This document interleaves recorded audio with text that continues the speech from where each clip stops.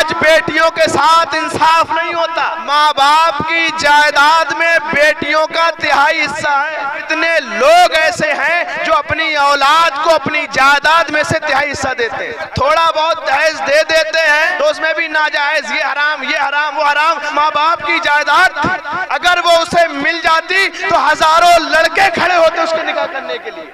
अल्लाह तबारक व ताला जिसे चाहता है बेटियां देता है, जिसे चाहता है बेटे देता है, और जिसे चाहता है बेटे और बेटियां दोनों देता है।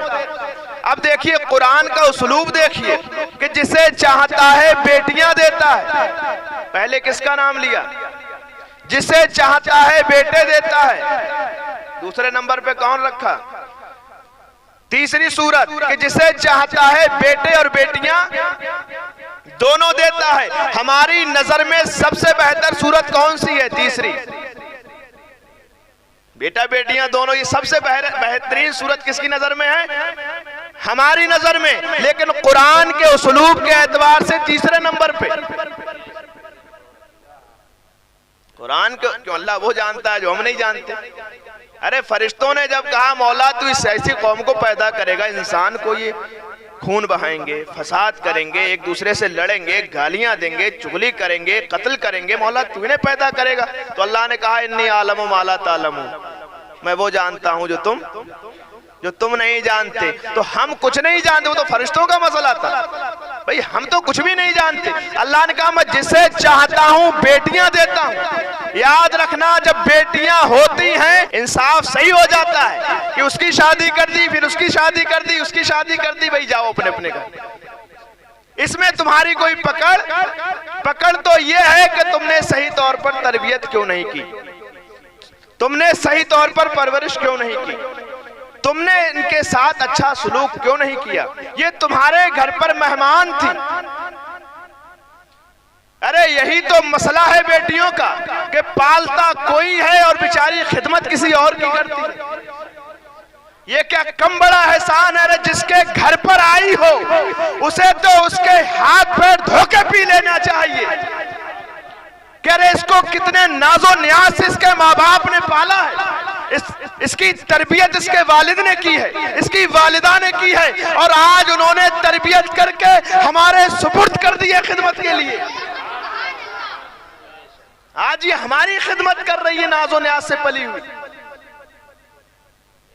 तो जब बेटियां होती हैं उनकी सही तौर पर तरबियत करें, परवरिश करें, और जब सही तौर पर तरबियत और परवरिश करेंगे उनकी शादी कर देंगे। अब आपकी जिम्मेदारी खत्म। बस इतना ही मसला है कि इतना काम आप कर दें, अल्लाह के रसूल फरमाते हैं फिर जन्नत तो मैं ही दिला दूंगा,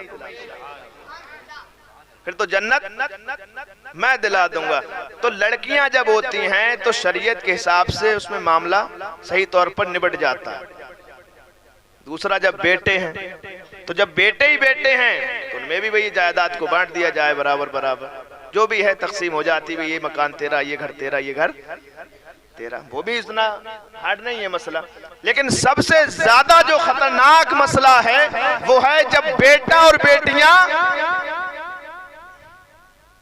दोनों होती हैं। हजरत सुने, जब बेटा और बेटियां दोनों होती हैं, याद रखिए कि जब बेटा है, बेटे बेटे हैं, बांट दिया गया, बेटियां हैं उनकी शादी कर दी गई, अपना हिस्सा बाद में तकसीम कर लेंगी जैसा भी पड़ेगा जिसके हिस्से में। लेकिन सूरत ये आई कि बेटे भी हैं और बेटियां भी हैं। अल्लाह ने तीसरे नंबर पे क्यों रखा? इसलिए कि आज बेटियों के साथ इंसाफ नहीं होता,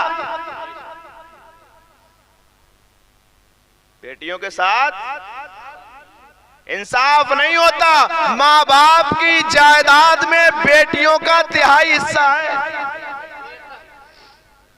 गांठ बांध ली ये बात, मसला ये कुरान का है, मेरा नहीं है। हाँ, यूसिकुमुल्लाहु फी औलादिकुम, पूरी आयत है वो 4 पारे में। तो कहा कि जो है 1/3 हिस्सा किसका है? बेटियों का। अगर बेटा एक है तो उसको 2 हिस्से दिए जाएंगे, और बेटी अकेली है तो उसको 1 हिस्सा। समझ रहा है ना मेरी बात? तो इसी तरह बेटे अगर जायद हैं, बेटियां जायद हैं, तो 1/3 हिस्सा में ही सारी बेटियों को दिया जाएगा। कितने लोग ऐसे हैं जो अपनी औलाद को अपनी जायदाद में से 1/3 हिस्सा देते हैं? बेटियों को कोई देता है 1/3 हिस्सा? कोई नहीं था। कर अल्लाह कह रहा है मैंने फर्ज कर दिया है, तुम बच नहीं पाओगे, तुम बच नहीं पाओगे। थोड़ा दहेज वगैरह दे, आज तो उलमाए किराम ने भी, सही बात है उनकी भी, वो जो मसला है जो है मैं उसकी मुखालिफत नहीं करता।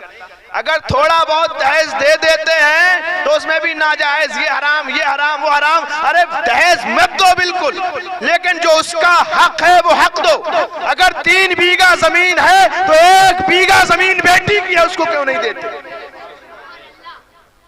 अगर 3 कमरे हैं घर के तो 1 कमरा उसका है, उसको क्यों नहीं देते? खाली दहेज जहेज दे दिया, उसके बाद मसला हल हो गया कि जा बेटा अब तू जो चाहे कर। शौहर अच्छा नहीं मिला, मारा पीटा, तलाक हो गई, फिर घर आई, अब रह रही मजबूर बनके। अगर उसके जिम्मे में जो माँ बाप की जायदाद अगर वो उसे मिल जाती तो हजारों लड़के खड़े होते उसको निकाह करने के लिए कि इसकी जायदाद है भाई, हमें मिल जाएगी, हम निकाह कर लेंगे। इसकी जायदाद है भाई, हम निकाह कर लेंगे। लेकिन नहीं, बस जो जहेज है वो दे दिया, देने के बाद में उसका क्या हक है क्या हक नहीं है कोई मसला नहीं। तो इसको बचोगे नहीं, जो भैया वो भी पकड़े जाएंगे, और जो बाप है वो भी पकड़ा जाएगा, और जो माँ है वो भी पकड़ी जाएगी। ये कुरान का हुक्म है।